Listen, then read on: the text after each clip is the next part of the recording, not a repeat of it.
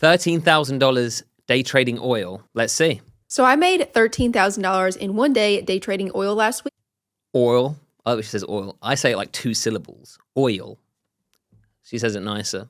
And here is the breakdown of how I did that. Here's proof first. So there's 1340 on 10 different accounts using a trade copier. So we're going to start at trade alerts at 8:48 a.m. And you can see this is what I posted in Discord. I was looking for a bounce off of this signals demand zone. And so I was looking for a trend break long opportunity to the upside, which you can see we got perfectly. So that was just what I posted before. So now let's dive more into the details of this trade. So first, looking left, I had drawn out this demand zone in the gray box. Now, just because we're in a demand zone does not mean I'm going to automatically enter that trade. I'm waiting for confirmation. So that is the key. Very often it comes to what we think is a good zone and we think, hey, it's worth the risk, right? And we get in a lot earlier than we should. There's always going to be pros and cons to this because sometimes it will just hit that level and disappear and you don't get the confirmation. You can see that we attempted to break trend, but we had a doji candle, which means indecision, but we came back, formed a higher low, and that is when we officially broke to the upside. So I did get stopped out the first time off of an early entry with that doji candle, but it was about break even. The second entry, however, paid very well. Not too much to say other than she obviously knows her strategy and is sticking to it. Again, supply and demand zones, trend lines, breakouts. It's funny because we're all here still trying to find